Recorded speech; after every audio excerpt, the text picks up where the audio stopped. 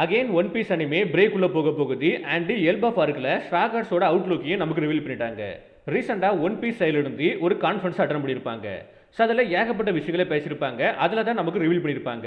One piece anime again break உள்ள போக போகுது, அதுவும் 3 மாதம். இப்போதைக்கு எக்கட் ஆர்க்குமே போயிட்டு இருக்குது. அதை டிசம்பர் எண்டில் முடிச்சுட்டு ஜனவரி ஸ்டார்டிங்ல இருந்து மார்ச் எண்டு வரைக்கும் பிரேக் உள்ள போயிட்டு அப்புறம் ஏப்ரலில் வந்து எல்பா பார்க்க ஸ்டார்ட் பண்ணலான்ட்டு முடிவு பண்ணியிருக்காங்க. பட் இது வந்து அந்த அளவுக்கு சோகமான விஷயம் கேட்டிங்கன்னா கிடையாது. இதுக்கு அப்புறம் சொன்ன விஷயம் தான் ரொம்பவே சோகமான விஷயம். ஏன்னா இதுக்கப்புறம் ஒன் பீஸ் அனிமே எப்படி வரப்போகுதுன்னா ஒரு வருஷத்துக்கு 26 எபிசோடு தான் வரப்போகுது. அதையும் ரெண்டா டிவைட் பண்ணி கொடுக்க போறாங்க. Like 13 episode 13 எபிசோடா. இப்போதைக்கு நியூ ஜென் அனிமே எல்லாமே வந்துட்டு இருக்குல்ல, ஒரு வருஷத்துக்கு கம்மியான எபிசோடு தான் கொடுப்பாங்க. பட் அதோட அந்த அனிமேஷன் குவாலிட்டி வந்து டாப் நாச்சில் இருக்கும்.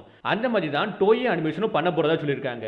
அதுக்காண்டி அவங்க என்ன ரீசன் சொல்றாங்கன்னா, நாங்க மாங்காவை கேட்சப் பண்ணக்கூடாதுன்னு, அதே மாதிரி அனிமேஷன் குவாலிட்டி வந்து டாப் நாச்சில் இருக்கணும். லைக் இதுக்கப்புறம் வரக்கூடிய ஆர்க்கு வந்து எல்பா ஆர்க்கு ரொம்பவே இம்பார்ட்டன்டான ஆர்க்கு.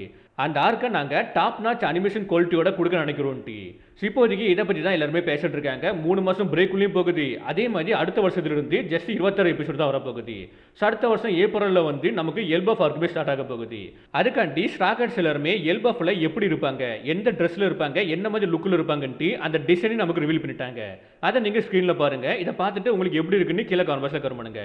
குறிப்பாக இந்த 3 மாதம் பிரேக்கை பற்றியும் கீழே கமெண்ட் பாக்ஸில் கமெண்ட் பண்ணுங்க.